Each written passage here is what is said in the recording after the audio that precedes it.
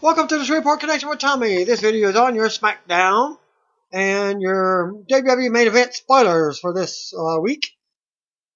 And birthdays of Tommy Rich turning 60 years old. That's Wildfire Tommy Rich. Real name Thomas Richardson. Roderick Strong. Real name Chris Lindsay, turned 33. He wrapped up his Ring of Honor run after 13 years and is currently a free agent now.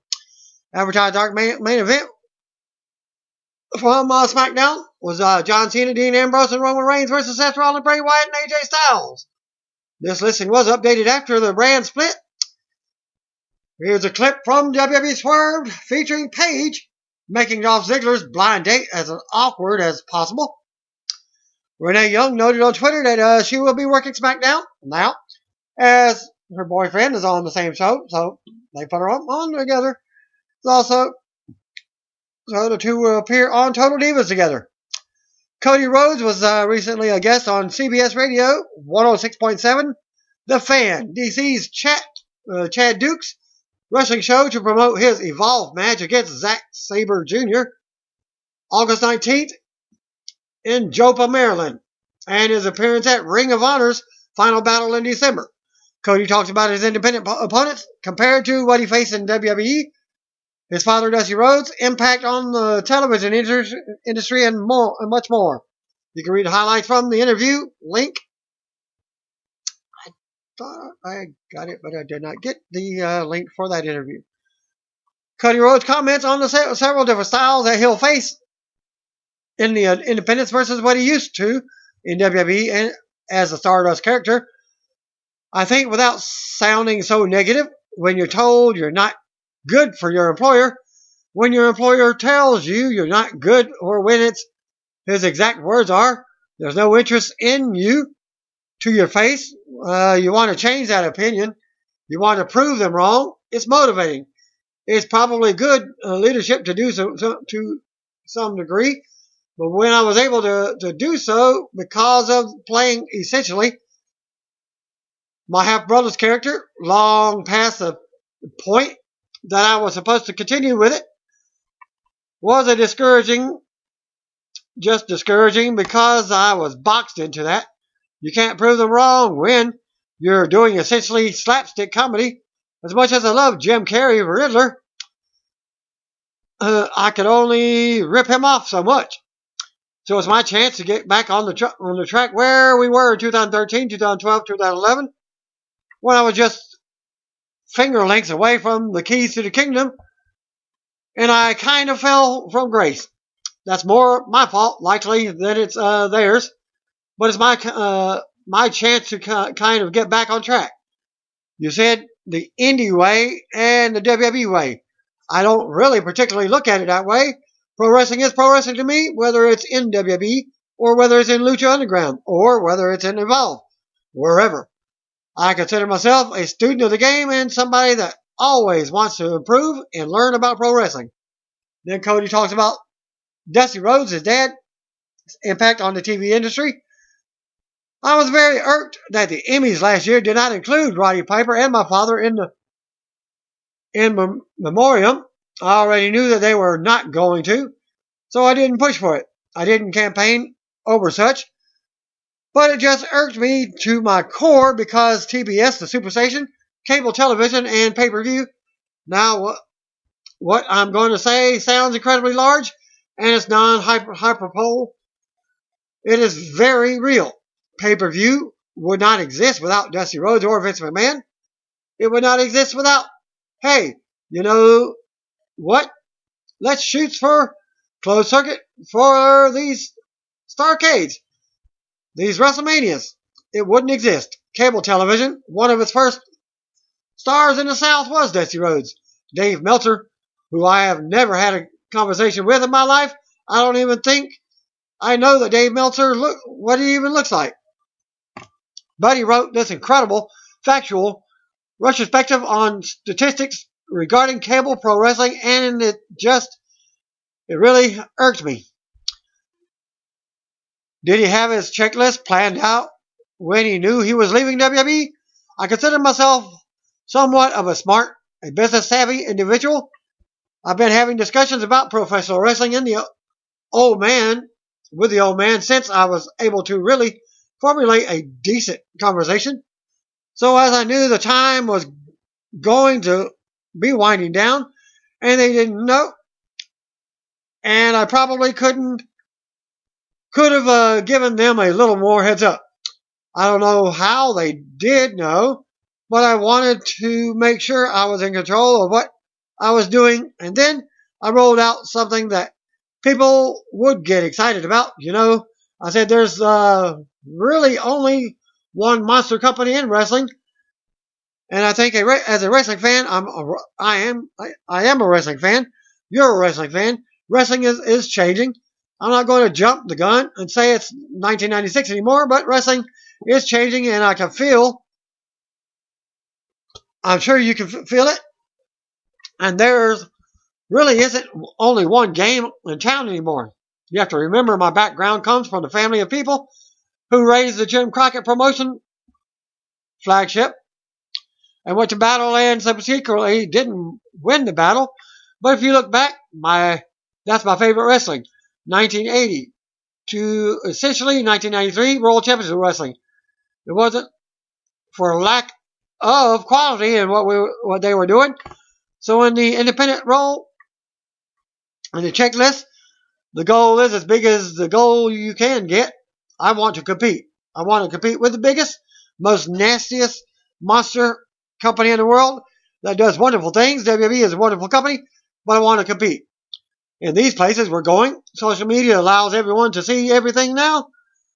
It's not as difficult to see the things and to know and to build and to steamroll and to get on the ground and start something grassroots. I'm really excited about Final Battle. I'm really excited that competes with the WWE product. That there's a lot of wonderful talents there, but there's a lot of matches I've seen over the last 10, 12, over and over and over and over again. The matches on the list are matches nobody's seen before and things that haven't been tapped or taped before. That list is my word. I want to try and chase everybody to every end of the planet. If I have to go all the way to Tokyo and knock down the door in that Tokyo Dome to get in there with Katsuyori Shibata, I will. I very much look at that list as my word, and I want to make it happen. Into the highlights for Cody. Zack Ryder appeared with new gear at Battleground. I'll show you some pictures of that, and it's more patriotic, such as the shirt I'm wearing, and you will see a bunch of patriotic as he got his inspiration from, and I'll also post of some old school wrestler with some patriotic gear, and also some other top 10 patriotic superstars. Sonny Boy from the New Day segment on Raw was his name is Mustafa Aziz, indie talent. Source, this next source coming from Wrestling Observer, which they posted several things during the highlight reel segment of WWE Battleground pay-per-view. Chris Jericho brought up that Brock Lesnar will be taking Randy Orton to Suplex City. Orton stated that he knew that, and that it would only take one RKO to get to Viperville, no enhancement needed. Well, many wondered if Orton went off script to take a shot at Lesnar, but according to sources, Orton did not go off script, and the line was written for him. But then, too, wasn't Orton previously suspended twice for violations himself? Just checking. Source from Wrestling Observer, original plan for SummerSlam was Roman Reigns versus Seth Rollins for the Universal Championship. The plan was always to create a new world title, but Reigns' 30-day suspension for violating the wellness policy removed him from the match. Now Finn Balor will face Seth Rollins for the belt. Previously reported, Vince McMahon was said to have been irate with Roman Reigns failing a WWE wellness policy test. But Brock Lesnar doesn't even get to take one. Go figure. Well, Stephanie McMahon says it's a family affair. Catch at Vince McMahon, at Shane McMahon, and I in hashtag WWE 2K17. Show you a photo of all three of them together on that. Check out at IGN for roster revealing info. I couldn't get it to pull up myself. That's probably on Twitter. It was a Twitter tweet from Stephanie. Also at WWE Games, says IGN got a big announcement about the McMahons and future 2K17 roster reveals. And you can go to that link for that. Hopefully it just shows up. Thanks to source pwinsider.com on the next news. According to several sources, Dudley Boys have signed a new deal with WWE. Thus, the WWE, Bubba Ray, and Devon all agreed to a new deal that will keep the tag teams with the company at least for another year. Through August. Well, they signed up last year in August, so now they signed up another one. The Dudleys were drafted to Raw last week, and that's where they are at. WWE may be adding No Mercy back to its pay-per-view schedule. In the tickets and events menu, the drop-down portion features WWE No Mercy, along with a new Backlash pay-per-view, but no other information has been provided. WWE has not officially announced No Mercy yet, but it was previously leaked on a list of events that would be announced after the brand split. If the schedule stays as it was reported before, then No Mercy happens on October 9th in Sacramento, California. The leaked list also included Roadblock in Pittsburgh, which is strictly a Raw brand pay-per-view. In Pittsburgh was also confirmed on Raw last night. Hall of Famer and former World Heavyweight Champion Adam Edge Copeland has recently signed on for a recurring role on History Channel's Vikings. Edge will play the role of Kettle Flatnose, who is a fierce and brave warrior that will be one of the leaders of the Viking party traveling to Iceland to set up a community, according to Deadline.com. Aaron's Rental announcing a contest the following today. Aaron's announces that Aaron's Own the Ring WWE sweepstakes. From Atlanta, there are several, 1, 2, 3, 4, 5 events, different dates, that a WWE legend will appear at a non-specific errands. Fans can't. From Atlanta, July 26, 2016. From PR Newswire, Aaron's Inc., New York Stock Exchange, AAN, a leader in the sales and lease ownership and specialty retailing of furniture, consumer electronics, home appliances, and accessories. Today announced a new partnership with global entertainment company WWE to create opportunities for consumers to be engaged with Aaron's brand at upcoming WWE events. WWE fans will also be invited to talent appearances at Aaron stores and to enter Aaron's Own the Ring sweepstakes contest. No purchase necessary. A chance for one lucky winner to receive a WWE Experience package to attend a pay-per-view event in December, as there are 2 pay-per-views in December. We are thrilled to team up with WWE to bring new, fun experiences to the dedicated WWE fans across the country, said Andrea Freeman, Aaron's Vice President of Marketing. To see the passion and excitement these fans have for wrestling, we wanted to give the WWE fans more opportunities to enjoy the sport that they love. We hope these events will create unforgettable moments for the WWE fan base. Fans can enter to win Aaron's Own the Ring sweepstakes through November 28th with no purchase necessary at aarons.com/WWE. The winner, along with a guest, will receive the WWE Experience package to attend the WWE pay-per-view event in Pittsburgh on December 18th, 2016. Package also includes round-trip airfare and hotel accommodations for 2. 1 replica World Heavyweight Championship title, and a $100 traveling spending stipend. For official rules to enter, go to aarons.com/WWE. In addition to the sweepstakes, fans will have the opportunity to meet and greet with WWE superstars or legends at Aaron stores around the country this fall in the following cities. August the 1st in Atlanta, Georgia. August 29th in Houston, Texas. August 30th in Dallas, Texas. September 27th in Cleveland, Ohio. November 28th from Charlotte, North Carolina will be your last day of entry. And no specific legend has been announced. Again, go to aaron's.com/WB for store locations. Updated schedule and details for each appearance. Rene Young will now be working SmackDown on Tuesday nights.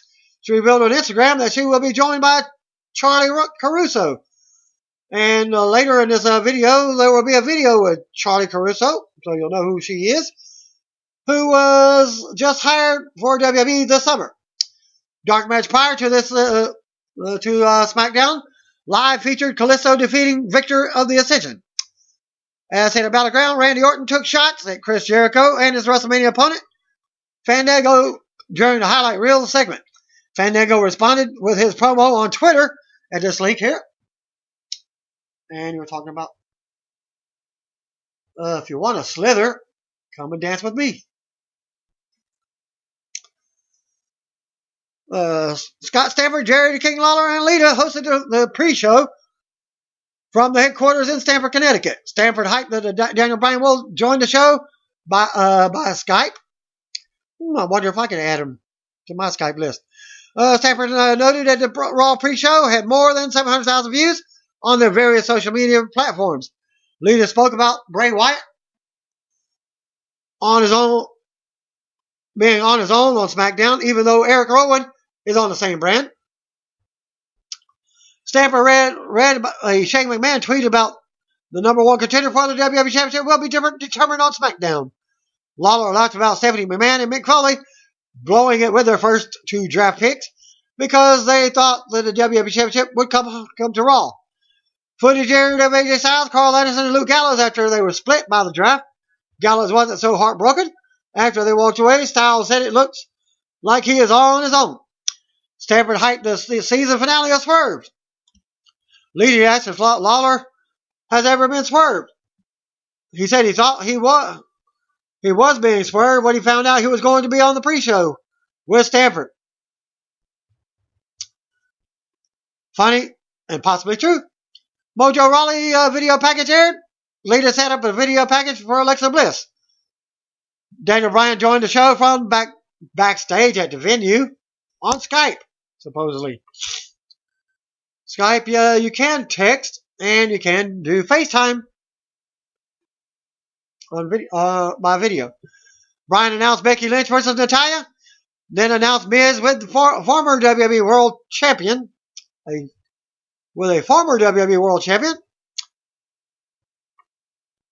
Lawler said that there are questions about people who have come out of the woodwork hoping to be signed to SmackDown. Bryan said a lot of people have called, including people he's known for 15 years.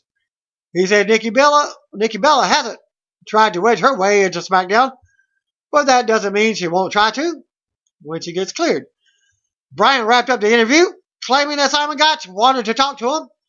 The host discussed Brock Lesnar versus Randy Orton for SummerSlam. Lawler mentioned that Lesnar got a big victory in UFC. Lita questions whether Orton has lost his passion and fire now that he's been there and done it all. Lawler said Orton is hoping that Lesnar is thinking the same way and underestimates him. Stamford noted that Lita has spent more time in NXT and questioned who she is looking forward to seeing on SmackDown. She praised American Alpha, but said that while she's not internet cool, Alexa Bliss excites on SmackDown. It excites her the most. Video link of all the pre-show can be found there for you on YouTube. Brock Lesnar has been added to the August 15th Raw from Corpus Christi, Texas, which is the final show before SummerSlam. As noted, Lesnar will return to WWE Raw this coming Monday in Atlanta. Pro Wrestling Sheet is reporting a number of WWE Cruiserweight Classic talents have been offered actual WWE contracts as they will be on Raw specifically. Names including TJ Perkins, Cedric Alexander, Noam Dar, Akira Tozawa, and Zack Sabre Jr. It was said that Sabre couldn't sign due to a personal matter yet, but sources say the others remain eligible. If they all were to sign, they would be expected to report in September or October. This news follows earlier reports by PW Torch that said Kota Ibushi and Grand Metallic have been offered deals already. WWE announced on tonight's SmackDown that former Intercontinental US and two-time tag team champion Shelton Benjamin will be returning to the company. He will be on the SmackDown brand. After being released in WWE in April 2010, Benjamin has worked various indies, including Ring of Honor and promotions in Japan. He's been in Pro Wrestling Noah regular for more than a year now. And here's a link that WWE posted on SmackDown, since it's live. And it's now on Twitter. Chad Gable and Jason Jordan of American Alpha was announced to make their main roster debut next week on SmackDown. ECW original Rhino is now on SmackDown brand as well. He returned to the main roster TV tonight on SmackDown, where he interrupted Heath Slater cutting a promo. Speaking of Slater, he's still a free agent after not being drafted to Raw or SmackDown. Well, he made a special appearance in the middle of the ring and made a pitch for Shane McMahon to sign him tonight. As noted, Shelton Benjamin also been confirmed to return to SmackDown brand. And here's the video link of Rhino getting involved in SmackDown. And speaking of that, and guess what he does to Slater? Gore! Gore! Gore! Meanwhile, Kurt Hawkins originally debuted as one half of the Major Brothers tag team alongside the man we now formerly known as Zack Ryder. The two were eventually repackaged as a pair of Edge lookalikes that helped the rated R superstar hold on to the World Heavyweight title, and even earned a single reign as the WWE Tag Team Champions before breaking up. Afterwards, Hawkins hung around WWE and NXT in a role as enhancement talent for several years, but was released from his contract in mid-2014 and has worked on the independent circuit ever since. Thus, I think he even had a stint in TNA. While plans can always change, as of now, the expectation is that both Rhino and Kurt Hawkins will return to SmackDown in the next couple of weeks. Well, Rhino already returned tonight's episode in order to help fill out the roster. Of course, the mass roster that Raw has, the entire Cruiserweight division. The dark match prior to this week's SmackDown live featured Callisto defeating Victor of the Ascension. SmackDown Commissioner Shane McMahon confirmed on tonight's Raw show that the brand will begin doing their own pay-per-views starting in September, on September 11th with Backlash pay-per-view from Richmond, Virginia. Not very far from the home of Mickie James. If she's still there. Well, at least her ranch is there. WWE taped the following matches in Buffalo for this week's main event episode. Tyler Breeze versus Jey Uso. Zack Ryder and Mojo Rawley as the Hype Brothers versus the Vaudevillains. And I think on the second result, postings, I'll show you a picture of that. Again, second result, Callisto defeated Connor in a dark match. Posted, I didn't get who posted either one of them. I got the second result from WrestleZone. And the other one I forgot from, I think it was Pro Wrestling Scoops. Well, main event, Hype Brothers of Zack Ryder and Mojo Rawley. Finished the match, after the match, whatever. They're leaning on the rope. Defeated the Vaudevillains. I think I got a picture of the Vaudevillains too. Probably. Tyler Breeze defeated Jey Uso. SmackDown Live from Buffalo, New York at the First Niagara Center. Show began with Daniel Bryan and Shane McMahon walking through the curtain and explaining that the new SmackDown was about fans and the superstars in the ring.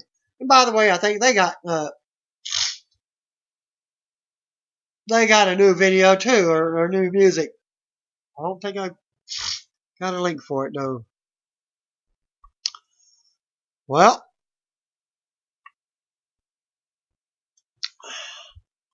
The show began with Daniel Bryan and Shane McMahon walking through the curtain and explaining the new SmackDown was about fans and the superstars in the ring. Well, they surrounded the ring. We'll show you a picture there. They started up a yes chant on the stage and looked at the wrestlers in the ring. Normal SmackDown introduction then aired. Back in the ring, they continued the yes chant. Wrestlers surrounded the ring, and Shane and Daniel Bryan were in it. First thing Shane announced was that on September 11th, the first SmackDown only pay-per-view will air on the WWE Network and will be called Backlash. He then said they needed to find an opponent for WWE Champion Dean Ambrose for SummerSlam, and then called him out to the ring. Dean made his ring entrance and grabbed the microphone. He said that he was ready for the new challenge after Battleground. As he looked around the ring, he knows that everyone wants what he has. He then questioned who would step up first. Daniel Bryan piped up and said what he loves most about Dean Ambrose is that he will fight anyone at any time. He then announced a six-pack #1 contenders match for the opportunity to face Dean Ambrose at SummerSlam. He and Shane then announced the competitors for the six-pack challenge. John Cena, Bray Wyatt, Dolph Ziggler, Baron Corbin, and AJ Styles, as the picture will show them in the ring. Daniel Bryan then said that the sixth spot will go to the winner of the Battle Royal, and it was open to everyone. Shane then told everyone to get ready because it starts next. This match I did not see myself. My internet feed didn't come up. I missed like about an hour of it. Missed. The weakness of the SmackDown roster is already apparent. Watching the superstars surround the ring, they're going to have people pulling double duty tonight with the Battle Royal and having to fill out the rest of the show. I'd expect a lot of quick eliminations. I appreciate Daniel Bryan's enthusiasm for the role, and the presentation has generally felt pretty bright and positive thus far. The announce team, which is still at ringside for the show, welcomed us back to the show. They talked about SmackDown being meritocracy, then through to the Battle Royal. Battle Royal to determine the final entrant in the six-pack challenge. Simon Gotch got tossed out quickly, and guys then paired off in the ring. It was pretty motley crew in there, made up of tag teams and smattering of mid-card guys. Alberto Del Rio and Kane were the guys with the most star power. Both members of the Ascension were eliminated by Kane. Then he went to work on Kalisto. Things slowed down a bit at this point until Zack Ryder got more aggressive and went after Kane. Breezango eliminated Jey Uso after a model kick from Tyler Breeze. Then they go to commercial. Aiden English was eliminated during the break of the tag team, Paul Wellens. Del Rio eliminated Mojo Rawley with a clothesline, and then hit a backstabber on Kalisto. Quickly, Del Rio was eliminated by Ryder. And Breezango got bounced by Kane. Final four were Kane, Zack Ryder, Apollo Crews, and Kalisto. Zack Ryder hit a missile drop kick on Kane, and then Apollo Crews and Kalisto followed with a moonsault and frog splash, respectively. Ryder botched a drop kick on Kalisto and then tussled with Crews in the corner. All three men traded blows for a bit. Ryder slipped coming off the ropes, and Kalisto hit a spike rana on him. Kane got to his feet and quickly eliminated Kalisto and Zack Ryder. Apollo Crews then low bridged him and got the victory to become the sixth man in the main event. Apollo Crews eliminated Kane to win the Battle Royal. Post-match, Crews did a backflip at ringside and was interviewed by Renee Young at ringside. Crews told her he can't start his celebration until he wins the main event match tonight and to go on to SummerSlam. Now team then plugged the main event for later. Becky Lynch and Natalya were shown heading towards the ring for a Battleground rematch for next. Shelton Benjamin video was shown for his return to SmackDown as the show went to commercial, hyping his return like his return. Nice to see Shelton getting another shot. He has improved a great deal since leaving WWE, and the show needs him. Battle Royal was a stark reminder of how much star power this brand lacks in comparison to Raw. If I were Shane and Daniel Bryan, I'd be looking to trade John Cena in one of those Vikings Cowboys Herschel Walker trades. Dolph Ziggler was shown backstage against a dark screen. He said he's been banging his head against the glass ceiling for years. And somewhere along the way, he lost his way. Dolph said he forgot who that 5-year-old kid from Cleveland was who dreamed about being the best. He then concluded that the opportunity won't be held from him by the GM or McMahon anymore. It's all him, and tonight he would find his way back. In the arena, Becky Lynch made her entrance, followed by Natalya. Becky Lynch versus Natalya. The Becky chant started early on as the women worked some basic grappling. Becky hit a single leg drop kick, and the crowd fired up. Natty used the hair to toss Becky to the canvas and got admonished by the ref, and then taunted the crowd. Natalie kept Becky grounded for a bit until she was able to break free and nail some clotheslines and kicks. Becky fired up and went for a running forearm in the corner, but Natalya avoided it. Becky replied with a back elbow as Natty came back in and started to climb the ropes for a tornado DDT. Natty quickly broke free and pulled Becky's leg out from under her, sending her crashing into the ring for a commercial break. Becky broke free of the abdominal stretch with a hip toss and fired back with a string of forearms. She then hit a running forearm in the corner, but Natty turned away a back kick by grabbing Becky's hair. Becky hit an enziguri and climbed up top for a top rope leg drop and got a near fall. Natalie fired back with a released German suplex and got a near fall for her own. Natty demanded Becky get to her feet. After an awkward exchange, Natty hit a discus lariat and got another near fall. Natty went for a sharpshooter, but Becky reversed it into the disarmor. Show you a picture of that for the victory. Renee Young interviewed Becky after the match and asked her if it felt like redemption.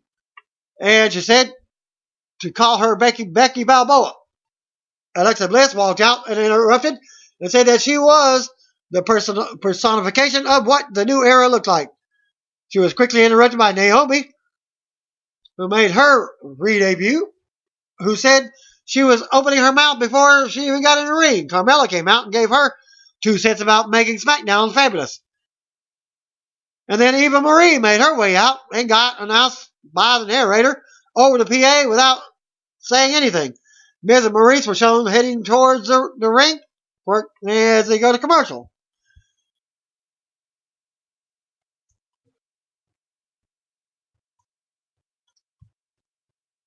The guy who posted the event, the results said he enjoyed the match aside the one very awkward exchange, but the post-match promo was all kinds of rush and come off pretty poorly. They aren't going to get all these women over at once, so they should focus on 1 or 2 feuds and stick with it. Alexa gave the best promo of the bunch, and Becky continued to shine in the babyface role, those who should be the next feud. Baron Corbin was shown backstage, and he was winning the 6-pack challenge for only one person that counts, and that was him. Maurice was in the ring and introduced Miz for Miz TV. Miz hyped up his show as being exclusive to SmackDown Live. He told the crowd that they were making history because they were joining the blue team. He told the crowd that his guest was the most must-see superstar in the WWE and the greatest WWE Intercontinental Champion of all time. The Miz talked about himself. He then asked himself questions about how he remained so humble when so many people admired and looked up to him. His answer was that he takes solace in being married to the perfect woman and hopes everyone can be proud of him since they can't be proud of themselves. He then asked Maurice what it was like to be married to the Han Solo and to be Princess Leia, and she replied that she felt like her reality was better than other people's dreams. Randy Orton had enough at this point and interrupted the festivities. Miz told Randy that it was good to see him and asked him what he was doing there. Orton said he listened to the monologue and thought Miz was talking about him. He then gave Miz a fake compliment and said he must be an expert playing with himself. Miz asked Orton if what he planned on doing about the Conqueror Brock Lesnar, and Orton said it would be only to take one RKO to put him in Viperville. Miz then said it was a shame that he took a match with Brock Lesnar because it might be his last. Orton replied and said that it didn't have to be his first match back, and that he thought he could have a match here tonight in Buffalo against the Intercontinental Champion. Miz said you just don't show up and get a match with the Intercontinental Champion. Orton said he respects that, and it wouldn't be for the title. Miz still declined, and which point Orton drew closer and asked if he was afraid of getting his ass whipped in front of his pretty little wife. He then said he was getting mixed vibes and wasn't sure which one of them did the pitching and catching in their relationship. Maurice got offended and accepted the match on behalf of The Miz. For next commercial break. Orton did impress me there, according to the reporter, as much as he did on Sunday. The last line about pitching and catching lacked creativity and felt like it undid a lot of the work they did with Orton on Sunday, being a more positive and upbeat as a babyface character. Back to the match, Randy Orton versus Miz. Things spelled outside right away, and Miz tossed Orton to ringside, and he landed hard on the shoulder. Miz then followed and tossed Orton into the barricade and back into the ring. Miz hit repeated kicks to the shoulder. Orton bailed out to the floor to regroup. He was able to get a few shots in on Miz on the outside, but got tossed into the steps, shoulder first. He then got tossed into the barricade in the entryway. Miz tossed Orton into the ring, then immediately walked into an RKO.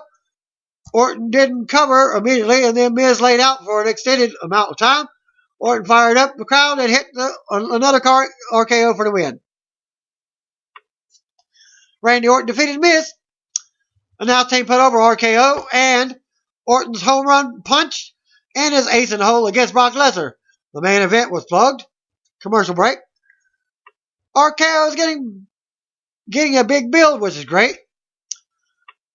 The Miz showed some good intensity here as well. I'm not sold on Orton's character yet, big babyface, but they did more right than wrong there, according to the reporter. And then they showed American Alpha Vignette hyping their in-ring debut for next week for SmackDown. There was a jobber in the ring, and Heath Slater showed up and punched him out. He grabbed the microphone and said he knows there must have been a mistake when he wasn't drafted to either Raw or SmackDown. He has to be added to the main event to make it a Magnificent Seven challenge. And then started a chant to sign Slater. Shane McMahon showed up and said that there were better ways to get a job, and told Heath that he should turn in his resume. Heath Slater told Shane that he could find him on the WWE Network by typing in his name. He listed off his accomplishments in the Nexus, 3MB, etc. And this is where I caught it into the show. He called himself the hottest free agent in WWE, period. While he was ranting, Rhyno stuck behind him and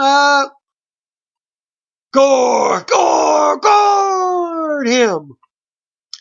As Shane McMahon said he was right, that he was looking at the hottest free agent who was just signed to SmackDown. Backstage, AJ Styles cut a rather confused promo. He asked why Daniel Bryan and Shane McMahon have it in for him, and postulated that maybe it was because he was too good. He said he would win the main event later and go on to SummerSlam to win his first WWE Championship. Commercial break. Slater cut a pretty good promo there. I've always enjoyed his work, according to a reporter, and I think if it was packaged right, he could be a lot more than the comedy act that they slotted him in for years. Probably never happened. But he is a well-rounded performer and deserves better than his lot. Bray Wyatt was shown backstage and called himself the beginning and the end, and said it all revolves around him. Bray Wyatt claimed that later tonight, 5 men will fall, and then he will truly have the world in his hands. He made his ring entrance. He was followed out by Apollo Crews, Baron Corbin, Dolph Ziggler, AJ Styles, and finally John Cena. last. 6-battle challenge and your main event for the night.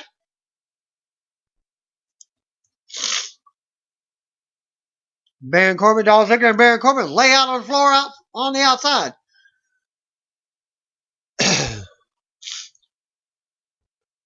Well, as they started the match, paired off quickly and then went to commercial. Like I said, Baron Corbin, Dolph Ziggler, and Baron Corbin lay out.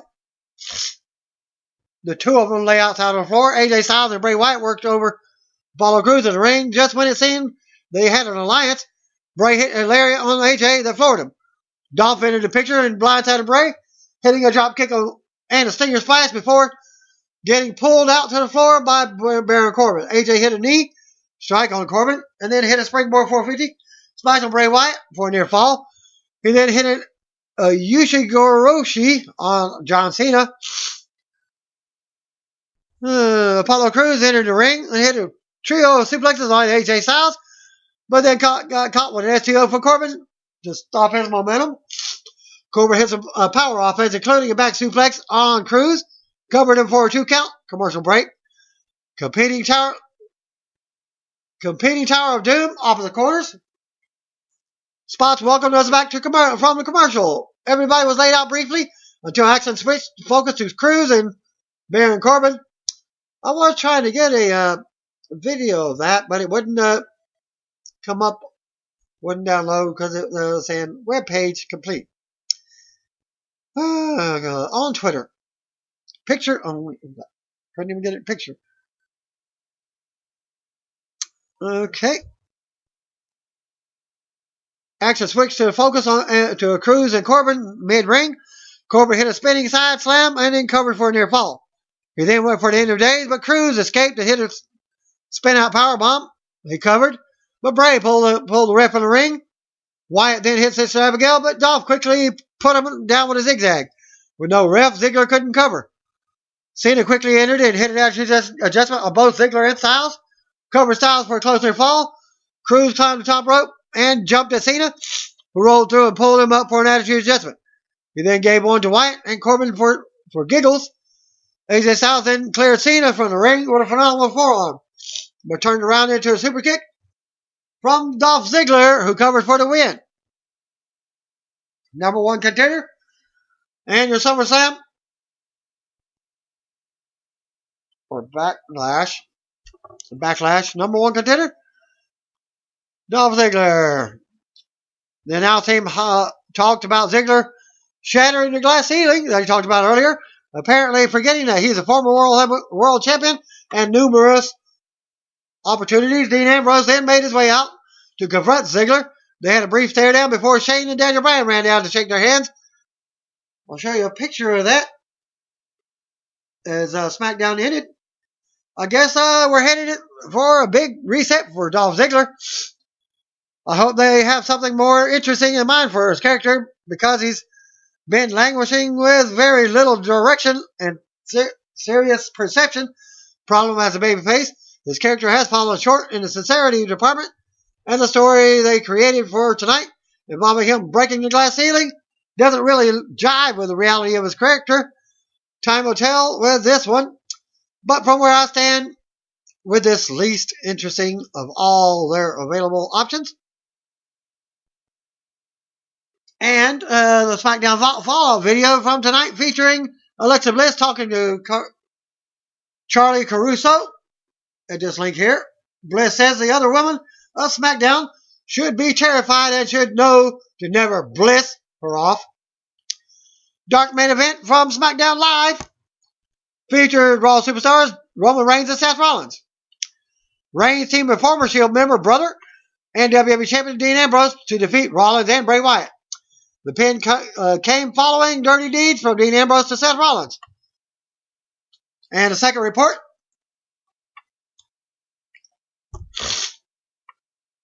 Reigns team with former Shield member, Shield brother and WWE Champion Dean Ambrose to defeat Rollins and Bray Wyatt. The pin came following dirty deeds. So both of them were the same. After the SmackDown Live event went off the air, Roman Reigns and Dean Ambrose teamed up. Well, here's the second report, that is. Seth Rollins and Bray Wyatt in the dark main event of the night. Reigns and Ambrose picked up the win when Ambrose hit Rollins with dirty deeds for the pinfall victory. And that concludes my SmackDown WWE main event spoilers for SmackDown Live. Thanks again. Peace out. See what I'm going to be at. If you don't know, just call me, brothers and sisters.